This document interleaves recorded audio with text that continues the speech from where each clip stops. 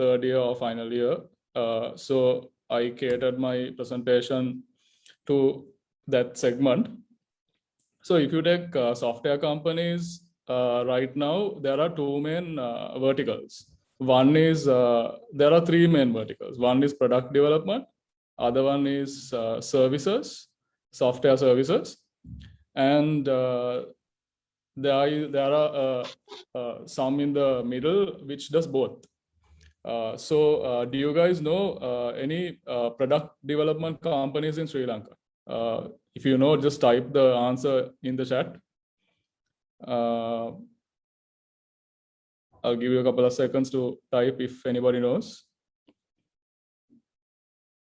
Yeah, IFS, that's correct, yeah. So Millennium IT Zone 24/7 has a few products. Yeah, LSAG is Millennium IT now. And IFS has their ERP solution. Yeah, exactly. So these are product development companies. So they basically develop products and they take it to market. Only that those products. If you go to Millennium IT and ask them to build a website for you, they will not do it. But if you are a stock exchange and you want automated trading platform, they will do it for you. If you are a enterprise, big large enterprise, and you want an ERP system, IFS will sell an ERP system for you. But let's say you're a services company. Services companies are like Virtusa. They are like in Sri Lanka, most of the IT companies are services companies. So they will not stick to a product, but they will do whatever the customer wants them to do if you can pay their rates.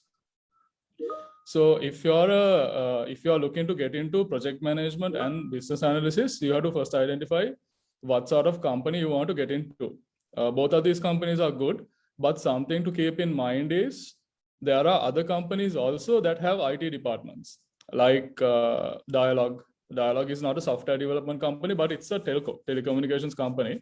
So companies like those, just keep in mind, unless it's a multinational company, just don't get into as your first job, because the IT departments are not the primary. That's not their primary business objective. Their IT department is a support arm. So for you to get first-hand experience and good experience with customer exposure, etc., you have to get into a software development company, which is a product company or a services company. So moving on, I'll start with BA. So the opportunities that BAs have are to start as you guys have your internships, so you can always start as an intern, get that exposure in a company for 6 months to 1 year. And then you can start off straight away as a BA and then move up to a senior BA and then get to become a product owner or a product manager.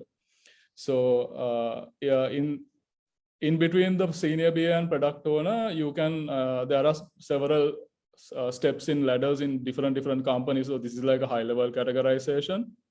So there might be lead BAs, there might be consultants. So different companies call them different names, more or less. So BA is a good space to be.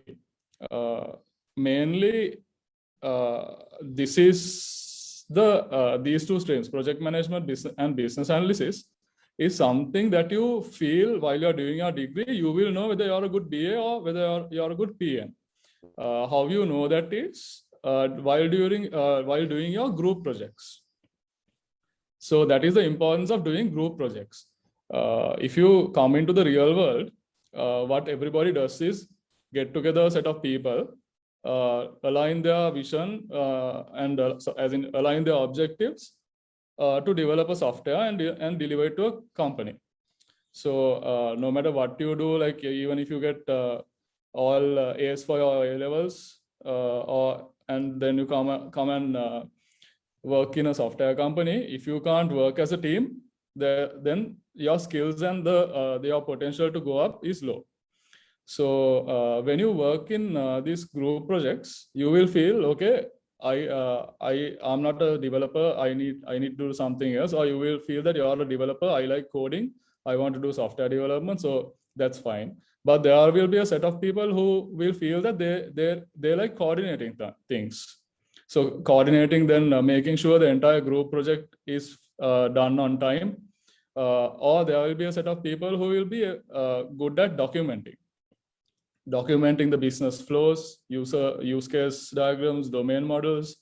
So you will know whether you're cut out to become a BA or a PM. Don't wait for anybody else to tell you, because you are the one who knows yourself best. Judge for your own self.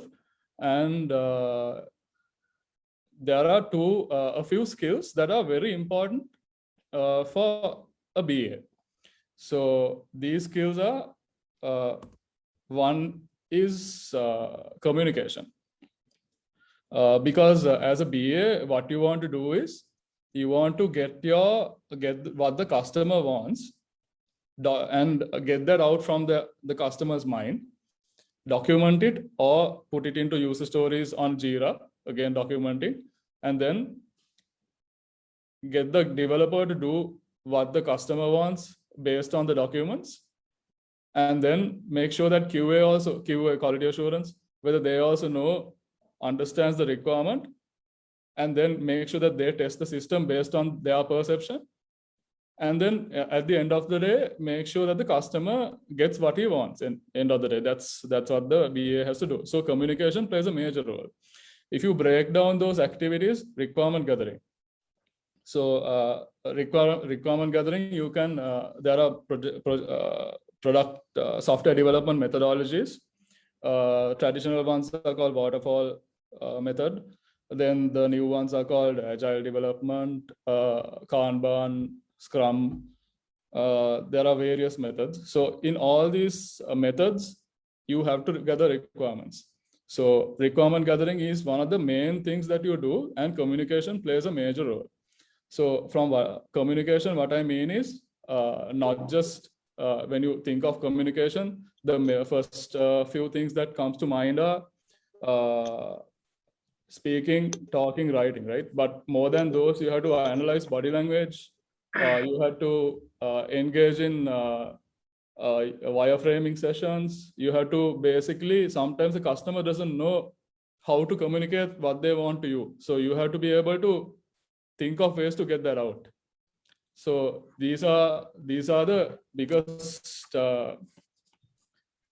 challenges a BA has. So one of the key responsibilities is requirement gathering.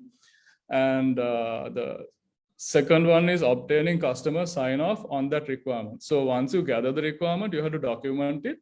And then you have to make sure that the customer is in agreement with this requirement. So customers, FRS is the functional requirement spec. It might be called a business requirement spec also, FRS, BRS. So getting the sign off is another key responsibility. Then the tricky part comes. The tricky part is managing scope. So this is something that people don't actually pay a lot of attention to. This is where the customer feels that what they're told is now different. Like what they initially thought that they want is now different to what the business actually wants. So then now the customer will come back to you and say, okay, now I told you this during the requirement sign off, I signed off on this, but now I want that a different thing. So how do you manage that? Do you just go and say no to that? Or do you say, okay, then you'll have to pay for it? So how do you manage it? So these are, again, communication. First, you have to figure out, okay, why do they want it? Sometimes there might be another solution that they also haven't thought about, which will have minimal development effort. Then you have to figure out, okay, will this actually cost us money? Then you have to get back to the team and decide, okay, how are we going to go about this? Are we going to charge them money? Are we going to do it free of charge? All these are decisions that the whole team has to take, from thinking from the business perspective. Because this customer, this might be the first project you're doing with the customer. So based on this project, the customer might want you to do multiple other projects. Or this might be another customer who is always changing decisions all the time. So then that's where the number 2 is important, getting the sign off properly. So again, managing scope is one of the BA's responsibilities. Then finally, obtaining the customer sign off on the end product. So that is the UAT. UAT stands for user acceptance testing. So once you do user acceptance testing with the customer, that's where they actually use the software. And that's where they actually get a feel of what the software does. And is that what they actually wanted? So that is also a crucial period where you're bound to have issues, as in like they might have wanted something, but they haven't communicated it properly. So now you have to somehow make the customer happy as well as complete the project and get the payment out. So those are the initial key things that BAs have to do in a software company. But as you go up the ladder, this ladder, once you become a senior BA, team lead, sort of, when you're now you are a veteran, you have a lot of experience, and now you're in a place where communication, you're ace in communication, very good in communication, and you know how to build a good rapport with the customer. Then you come into account management, but you won't be called an account manager, but you have to do that. What you do is, now all these companies, software companies, they are in this to make money. So why they are in this business is to get as much as possible from the customers. So as a BA, you're one of the key interfaces to the customer. So the company might have a marketing team as well, but more than the marketing people, you're always in constant touch with the customer. So you're the best person to generate business. So when you talk requirements, like this is, I'm talking later on, right? Not as you start your, sorry, somebody has asked what a SRS is. SRS is system requirement spec. So sorry, I didn't follow the questions. Let me switch on the light also. Cool. So this is where account management comes. This is where you actually make money for the company. So you will say, okay, you want this requirement, but I see that if you build this requirement, if you build it in such a way, you will be able to do X, Y, and Z, but the effort that goes into that is only this much, and you upsell. So you need to upsell. You need to create requirements, upsell requirements, and get that work to your company. So those are the core skills that a good BA will need to cultivate, right? So this is the classic example of how communication is. I'm pretty sure everybody has seen this this image. This is picked off the web.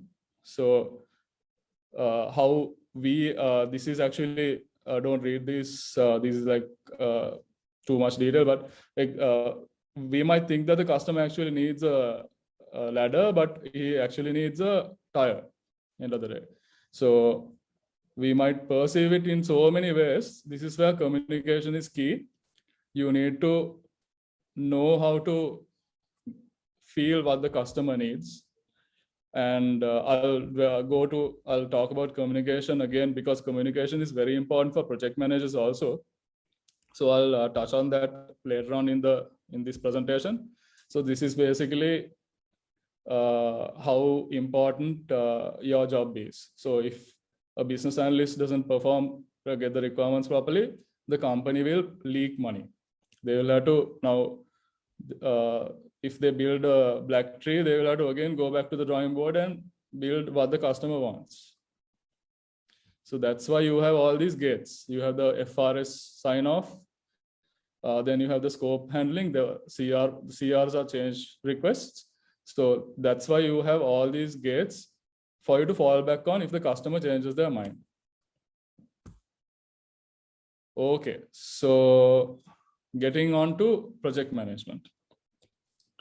So project management, again, is something that you might not be able to get into straight off. Traditionally, how you become a project manager is you become a QA, then you become a BA, and then you become a developer. And then once you get about 3 or 4 years of experience, then you become a senior software engineer, senior QA, senior BA, and then you can become a project manager. But since of late, there are opportunities in companies, big software companies. They have this concept called project management office. So this is where you centralize the project management process. So if there are about 30, 40 PMs, that means that company is a big company. And for them, there might be vacancies in project management office where you can straight off go and work there and learn the processes and how you go about managing projects from scratch, and then move up to become a project manager if you get through. Again, pros and cons. If you become a developer, a BA or a QA, and then become a PM, it will be easier for you to manage your projects. Because end of the day, you know what the team is, what tasks the team has to do, because you have been living in that ecosystem, right? So you will know, okay, the team has to deliver, but from the way they work, you will know, because you have also been doing that work. It will be very easy for you to gauge whether there are any risks or any blocks that you have to sort out that will impact delivery. So for project managers, the key thing is delivery. You have to make sure that things get done on time, to budget, and according to the requirements. So again, PM job opportunities are very less. BA job opportunity vacancies are more compared to all the other silos. For you to get into a PM is tougher because of the lack of scarcity of opportunities. Because if you take a team of maybe 30, 40, there will be only one PM to manage them, or 2 PMs. So because of that ratio, it's tough to get into PM. But again, it's not for everybody. You will know based on how you guys basically work with people. It's nothing to do with how developers do their Java certifications and Java.NET, how you go learn those things. PM is all to do with soft skills. You have your certifications, but more when you execute them, it's all to do with soft skills. You have to be good with managing people. You have to be have a good rapport, build a good rapport with all the stakeholders. So in a project, if you take stakeholders, it's not only your team members, it's how you report to the higher management. So you have to keep the management appraised. You have to make sure the team is also doing their work, and you have to work with the customer. Again, handling change to scope, you're also part of that. And then these are all, the PMs will always have issues to resolve.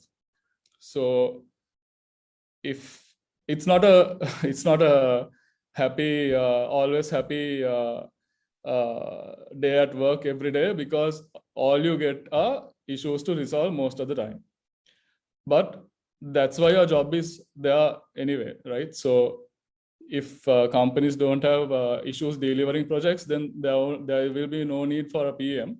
So after some time, you get to just take them as they come, and that actually will become a good life skill for you also later on. Because in life, all you get are problems most of the time. So resolving those will be just second nature if you're a PM.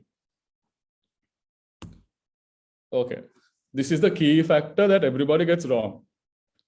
What is accountability and what is responsibility? Are they the same? Right? So this this cartoon is misleading. You'll understand after I finish my explanation. So if somebody asks from you, who is responsible for the project? If you're a PM, the first thing that comes to mind is the PM is responsible for the project. But that's not the case. The PM is accountable for the project. The difference is the person who is responsible is the person who is actually doing the task. So if you take a project, you will have developers developing, you will have QAs testing, you will have BAs getting requirements, and then you might have support engineers doing DevOps work and routine network related stuff, other operational stuff. But you are not going to be a developer and code. You are not going to be a QA and test, and you are not going to be do any of those. You're supposed to make sure that things happen according to the plan. You're supposed to make the plan. You're supposed to see the risks and take action based on those. So all these are very strategic level things that you have to do.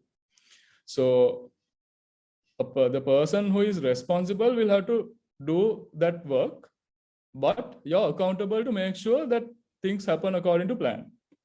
So the developer is responsible for delivering the code, but if he doesn't deliver on time, you're accountable for that. So that is the fine line between responsibility and accountability. Some PMs, the junior ones, once they feel that the resource is not from resource, what I meant was the developer or the other divisions, if they feel that they are not doing it on time, what they do is they try to do it themselves. So that's not the way to go about it. Because if something is wrong in your team, if you don't address the problem at its root, and if you try to just put a plaster by doing it yourself, that's not going to be good for the company, nor to you, or nor to the project, because that's going to happen again. So what you have to do is identify those as risks or issues. And then again, one of the key responsibilities of a PM is managing expectations. So you have to basically manage expectations of the stakeholders. You have to report. You have to tell, okay, we have a problem. This person is not delivering on time. What are we going to do about it? So you have to tell that before that delay happens. So you have to monitor, basically. You have to monitor progress. You need to have daily stand-ups, updates, weekly steer goals. So these are all part of a project manager's life. So this cartoon this is not how you run projects. So you have to get the respect of the team to be able to manage a project and deliver well. So you can't just have this sort of mindset. Here this guy is saying, sure, glad the hole isn't at our end. But this is where you have to help them, like the people below, they need help. So you staying on top and just doing nothing doesn't help anybody. So basically as accountable persons, what you have to do is you have to remove blocks. For example, the developer might be delaying the task because he has power cuts. I'm talking about working from home scenario because these days everybody is working from home. So maybe because he has daily power cuts, right? So then his laptop doesn't charge, he can't work. So then you don't go and do the coding yourself, but what you do is you fix that issue, you send him a UPS. So then then the developer will have a continuous power supply for him to execute the task. So that's basically it. That's the difference between accountability and responsibility. Okay, so this is where I get on to the common areas to improve that are important for both PMs and BAs. Again, communication. I can't stress it long enough why it's so important. Even for a PM, it's very important, especially when you work with overseas customers. Most of those customers, they come from different backgrounds.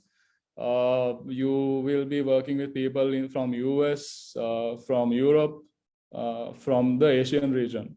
So how you talk with them, how you how you come through to them, as in like how they see you, are all these things that you have to consider when discussing requirements and discussing project related work. And other thing is, for example, you have to study, you have to learn what are the normal differences in dealing with these people. Like for example, working with US people, it's very they are very easygoing. If you explain something straight up, they will understand it. Then working with people in the UK and Britishers, it's a bit more, how do you say that, more formal than the US customers. Then when you come towards the Asian side, Eastern side, they are very hardworking, puts long hours, so they expect you also to do the same. Sort of like different slight differences in how they perceive. So if you want to say something that something didn't happen to plan, and you want to maybe tell that you can't deliver something on time or something, not like, if you want to give them bad news, basically, you have to keep these factors in mind. So telling it to a US guy will be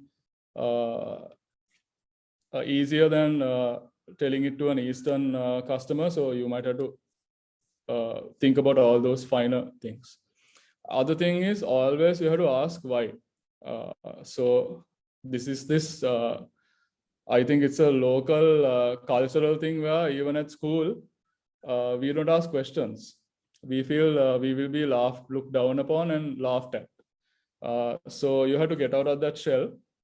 All of you are about to complete a degree, which if nobody needs to look down upon you.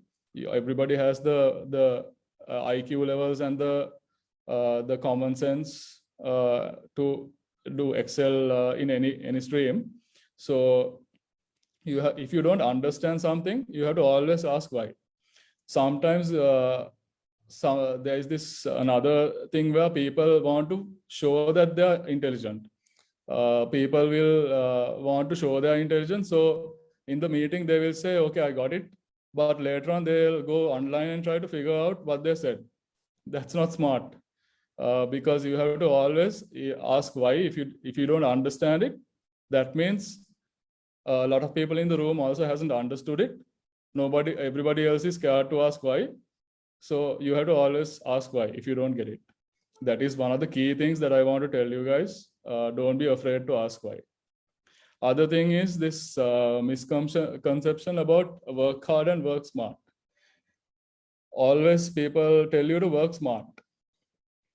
But when you're starting your job, what you need to do is actually work hard. You have to put in the long hours. Because when you're young only, you can put in the long hours. When you're married with a few kids, I don't think you'll be able to work 14, 15, 16, 18, 20 hours per day. So when you're starting your career, you have to put in a lot of effort.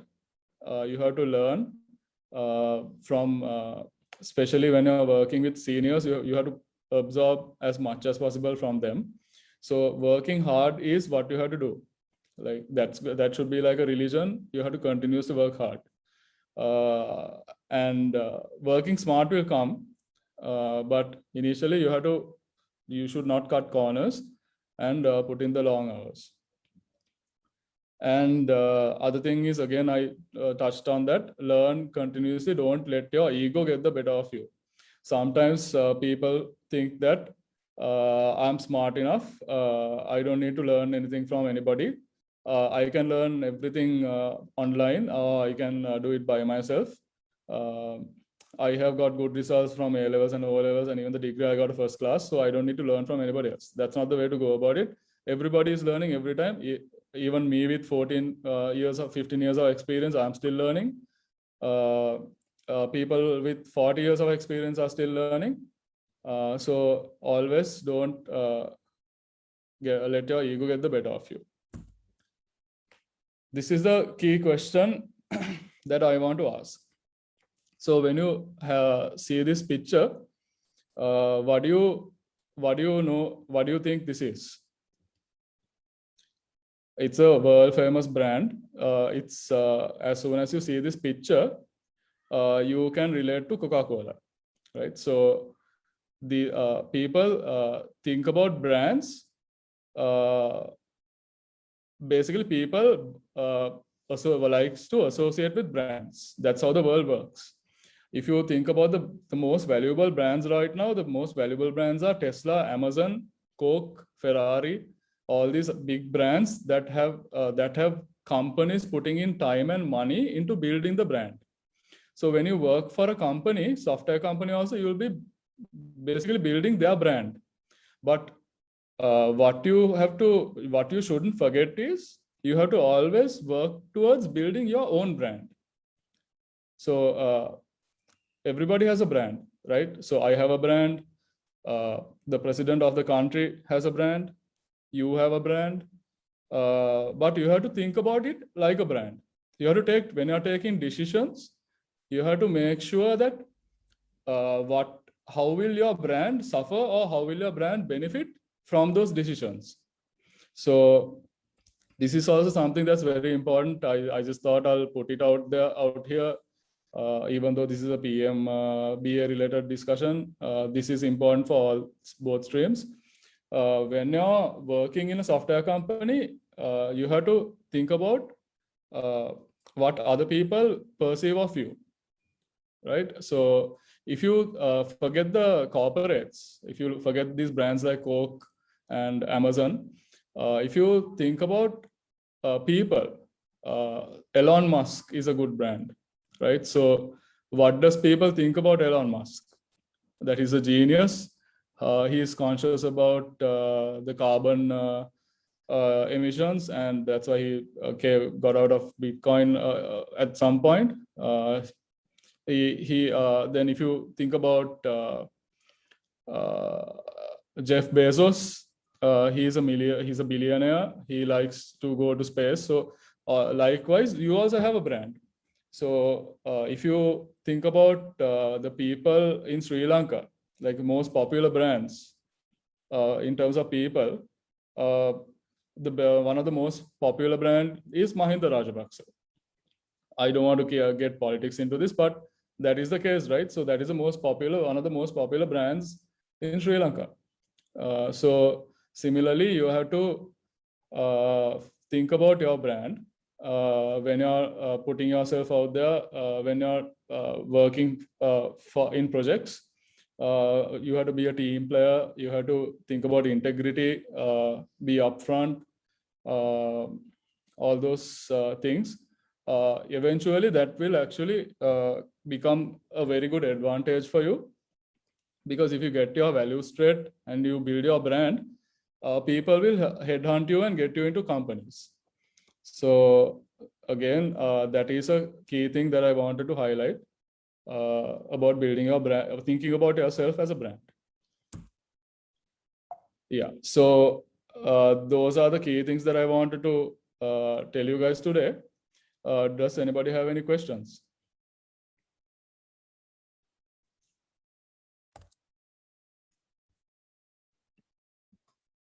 Actually, we have some questions in the form that we collected prior to the session. Shall I tell them now or after? There is a question in the chat. Shall I just take that first? Yeah, sure. Okay. Again, certifications. What you have to think about is, now after you finish your degree, I'm answering this question from Tevini, but I'm answering it from a broader space. So after you do your degree, when you start work, you have two options. You can do a master's or you can do professional certifications. So my personal opinion is that professional certifications will actually get you more mileage to go up in the ladder, because any BA certification, if you feel is good, go for it. If for example, if you're following a following financial markets, like from a company like Millennium IT, do financial related certifications also. These are professional certifications that are very important than a master's. But if you want to do masters, please go ahead and do it. But certifications are important. I'm not familiar about this certification because I'm not from a BA background per se, even though I presented about BAs.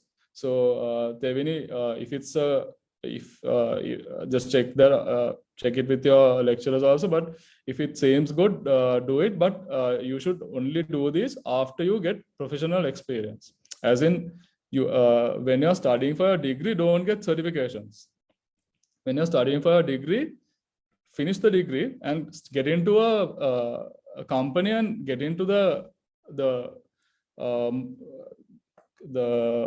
daily work routines, and then see what certifications will actually get you further down. Like what are the company asking you to do? Based on those, do certifications. Otherwise, no point, because it will be a waste of time and money. Because if the company is not asking for you to do those certifications, your promotions and everything won't matter. Those certifications won't matter during the promotions. Yeah. What are the other questions?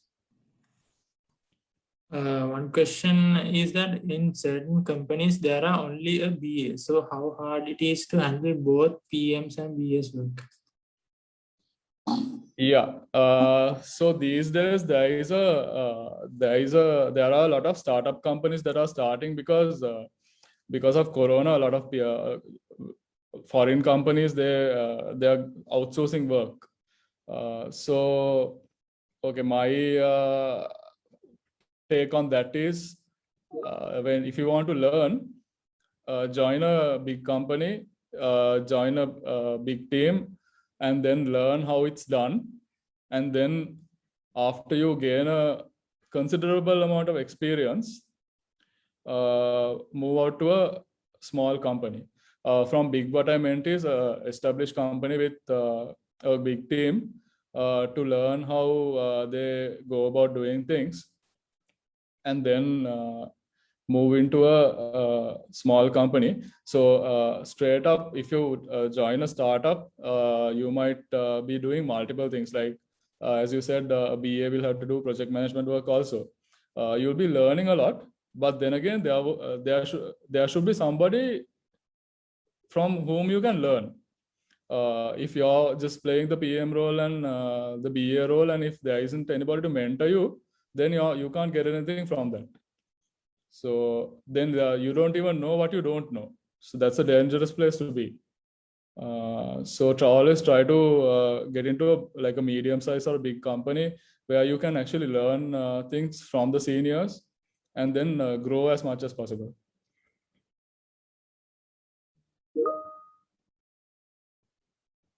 Yeah.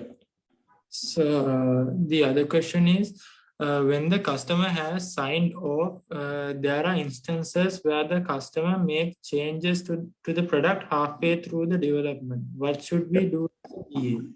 Yeah, I think I touched on that. So basically what you have to do is, if this customer signed off on that, you can check two things. First is, you have to check the cost. If the cost is high, let's assume the worst case, the cost is high to do that, then you have to ask from the customer, from the rest of the scope that you are yet to build, are you willing to sacrifice any other work that amounts to the same amount? Whether you can cut scope from somewhere else and slot this in. If they're okay with that, then fine. Otherwise, you'll have to go down the route of charging for that. In the modern world, what people do is, to avoid this certain problem, we work in agile method, where we stick to 2-week sprints or 3-week sprints, and those are the only confirmed scope. That is the only confirmed scope, and then the customer has a chance to change whatever in the product backlog, and then accommodate these changes. So basically now, if you're in a big waterfall life cycle, you have to do what I told you earlier. But if you're in agile, that's already handled. So the other question is, can someone who comes from a QA background transition to a PM role in later his career? Anybody can, as I showed you here, PM, development, BA, anybody can become a project manager. You have to have those soft skills to be able to lead a team, to be able to get everybody working towards a single goal. So if you have those qualities, you can get promoted into becoming a PM. It all depends. That's why I said if you're starting up in a small company where you're playing multiple roles and where you can't actually learn from seniors, then it's tough for you to become a PM, because even if you have that designation for the sake of having, like if the company calls you a PM, but if you haven't actually learned what you need to do, when you go for another interview, you might not get the job. So anybody can become a PM from any division, as long as you learn and you also feel that you can do it. It's not for everybody, but if you feel that you can do it, yeah, that's fine. The other question is, there are instances where some issues come up in the phase of dev, where the documented requirements are not sufficient for development. In such scenarios, is it possible for a BA to add on the requirements even after the requirements are finalized after discussions with the client? This question is coming from a disgruntled developer, right? Yeah, this is actually yeah. Sorry? This is actually from an intern BA. Okay, so can you repeat the question? Sorry, I didn't get it. Shall I drop it in the chat? I'll repeat it.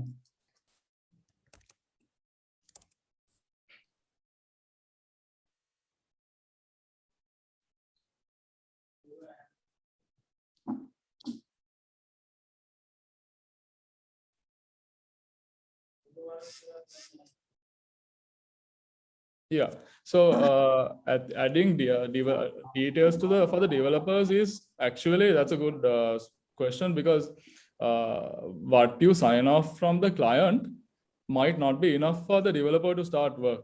So the client might not be tech savvy, so you actually finalize the screens and the workflows and those things, but for the developer, you need the field validations, you need all the other scenarios, how you handle the negative scenario, like how you handle all the scenarios, not only the happy path. So you need a lot of detail from the BA. So ideally, when you sign off the requirement from the client, you have to finalize everything else as well. Otherwise, you're not a good BA. So if this problem happens, that means the BA hasn't actually covered all the scenarios. Not only functional scenarios, but technical scenarios that the development team wants. So if you want to change it, you'll have to change it as soon as possible, but that's not ideal. Next question is, should a business analyst have a knowledge on data science and how to handle data? I don't think a BA should have, but it's good to have. Again, if that company is specializing in big data and like BI related work only, then obviously you should have. But it doesn't mean that you can't work in another company that does normal development. So it's a nice to have thing. That's basically it, guys. Are there any questions? You can drop it in the chat. So hi, Mr. Ashant. So do you think a BA should have a development background? A BA should, it's okay. It's like this. It's okay. But you have to know what you want to do, right? So when you start working, you might feel that you're actually not doing what you want to do. When you get first-hand experience, you might feel, okay, this is not for me. Then you have to change streams as soon as possible. So for a developer to change into BA, that's going to be, again, if that's what they want to do, super change. But and again, the development knowledge will help you, obviously, to answer developer questions and all. So that will be great. But if you understand this answer as that you need to become a developer and then become a BA, the answer is no, because you are wasting time. So if you wanted to become a BA, straight up become a BA. You don't have to have a development background. So from development background, I mean development work experience. Right. And if you have a passion for development, do development. Don't become a BA because that's your passion. Yeah. So, and another question that I have is, now to be a PM. Now, there are some instances where you can, you come across, issues, like developers say something and you don't have the technical expertise, like, as per say, that knowledge to see, like measure what they're saying. So at Yeah. that moment, like, then you think maybe you should gain the development knowledge also. So like, at those kind of instances, is it like required to, like, for the PM to, have that knowledge also, like, think for a person who is a BA and, with some experience, he becomes a PM. That's a good So, question. Yeah. yeah. Go ahead. Yeah. Sorry, I interrupted. Yeah, so at that moment, like, with personal experience, I'm saying, like, you might feel like you need to get the development, knowledge to, for that, and or, QA knowledge. So is it like at those kind of moments, like, what should you do, like when you're handling a team or, Yeah. being one of the developers, per se, in a project? Yeah. So basically, you have to, when you are a PM, you have to know, you have to learn as well. Like, for example, when it comes to QA, you need to know, okay, what do they mean? Like, what are smoke tests? What's a regression? What are penetration tests? Then you should, like, unless it's something that very specialized, you should be able to execute those as well. So that way you will know, like, if you are a person who straight up joined the PM division without doing any work in a BA development or QA stream, it's going to be hard for you to become a PM. So that's the honest truth. So that's why I said getting into PM is tough, because you need to have experience in doing one of those streams.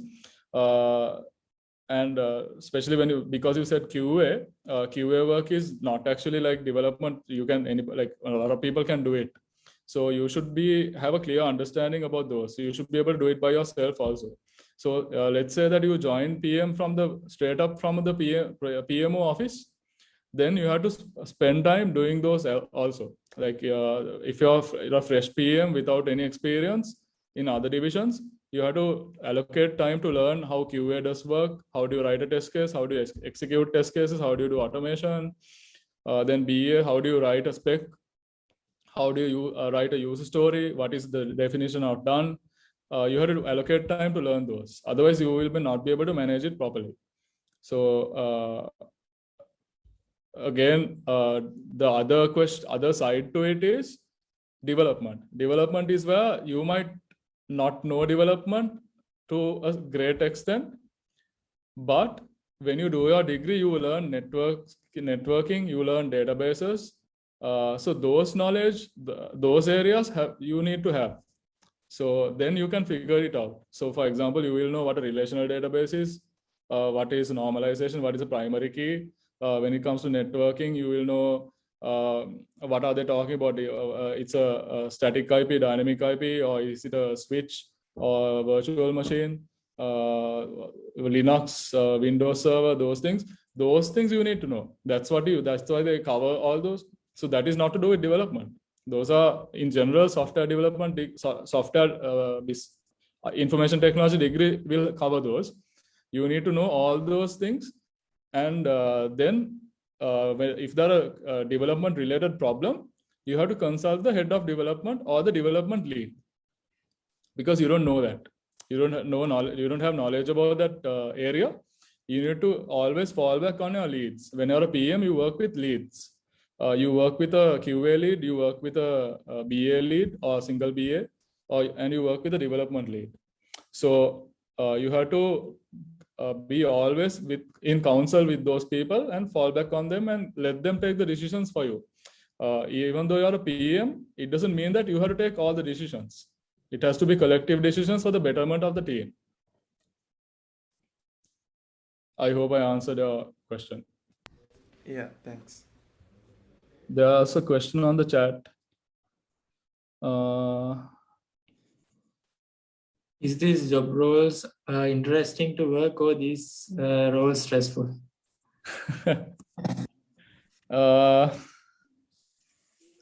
All job roles are stressful. No? Nothing's a walk in the park. It depends for me personally, when I started work, I started as a PMO and then I grew into a PM. So I was handicapped basically. I didn't know much about QA, BA development work. But then I later played the roles of BA as in some projects I played the role of a BA. Some projects I did testing and learned all those during the first 2-3 years. And at some time during the second year, I thought I'm not the correct fit for PM. I need to be a BA. But then I kept on at it, working at it. Because when you're assigned projects and you don't actually come through the ranks, through the ranks, I mean, if you don't come through, become a developer and then become a BA or a QA, you straight up get into managing them, the team will not respect you. So for you to gain respect of the team is the toughest part. So especially if you're a PM, there will be a lot of stress. But another thing I need to highlight is the results. If you break through and become a good PM, that will actually help you in a lot of things. For example, you guys had that entrepreneurial session earlier. So if you want to start off on your own thing, everything is to do with projects. So it doesn't have to be software development. Everything in life, most of the things are projects. So if you can manage projects well, that means you will be able to manage most of the things that come your way later on in life. So stressful, but there are rewards.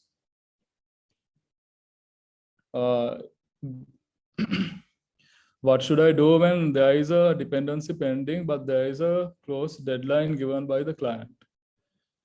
Yeah. What should I do? This is from a PM perspective, right? I think from a BA perspective. Okay.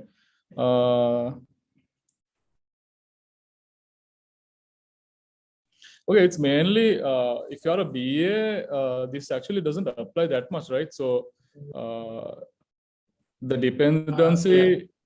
Yeah. PM perspective, I guess. Yeah. So this is about managing expectations. So if you know about the dependency and there's a deadline pending, you have to highlight the risk. If you fear that the customer might scold you or your senior management might scold you for this, if you're in fear and you hope against hope and you feel that the team will still deliver on time, that's not the way to go. You have to always highlight the risk, collectively get everybody trying to address the dependency. If there's a dependency, you have to make sure that the dependency is gone, right? It's disappeared. So you have to escalate it as soon as possible. So that is called managing expectations. You have to straight up get everybody together, communicate it to everybody, and take measures to address it. But as a result of the measures you took, sometimes because of the dependency, the delivery date might get pushed. But just imagine if you didn't tell anybody and you waited till the last minute, and on the last day you tell we will not be able to deliver. That will be worse than you telling it now when you found out. So always it's better to address it as soon as possible. Okay, there's a question about salaries. Worth it. When you're starting up, always think about, don't think about the salary all the time. Just think about the experience, the value of the experience. because this money will come to you. Again, as I mentioned, think about how your brand can benefit. Because when you're starting up at big companies, your salaries might be lower.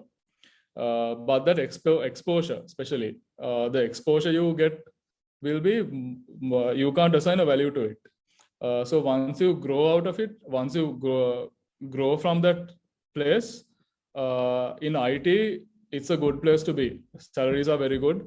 Ones are regarded in the, it's a small, reality is that Sri Lankan IT community is small. Everybody knows everybody. So if you're performing well in a company, people will come after you to headhunt you.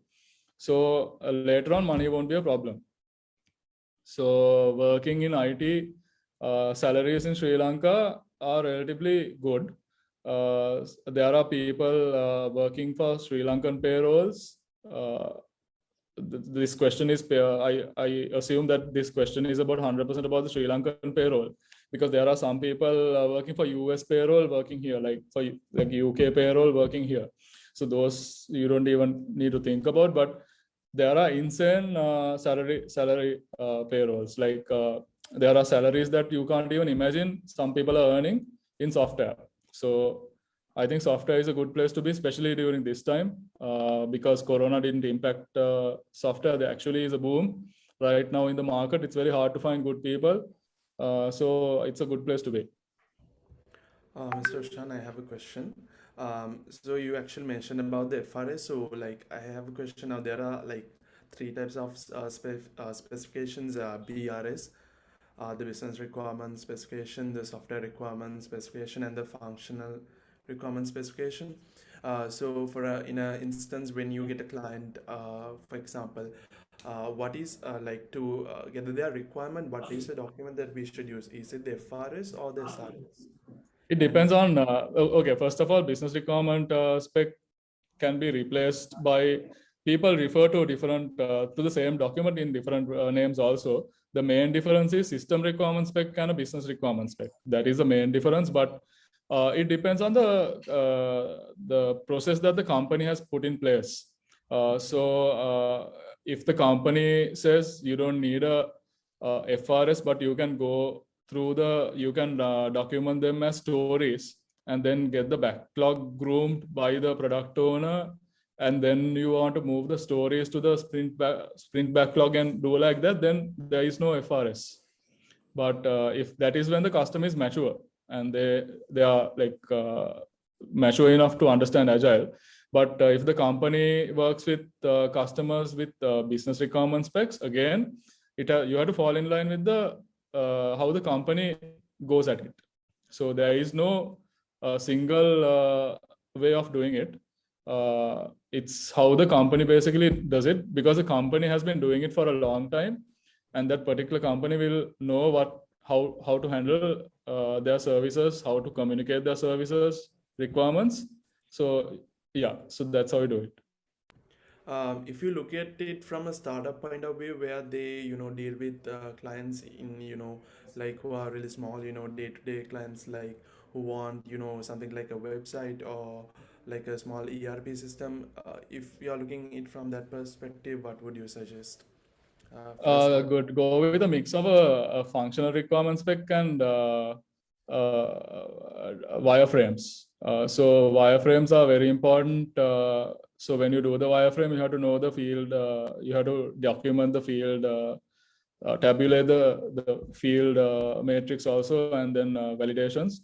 Always, what we feel like, what I have learned through the years is have mature wireframes, as in not the basic wireframes, but show them the end product. Get a UI UX designer to do the screens and show them to the customer, because they in their, like, if you're a startup, that means you're working with small customers, right? So then they can't also imagine what they want in their head. So when they see the screen, they will come up with more requirements, or they will actually understand what they also need to do. What they also need. Also try to get them to work in agile also. That way you get the flexibility. Even if you go wrong at the start, later on they can correct it because you have not coded for a fixed project. So you can basically work in time and material and change course later on.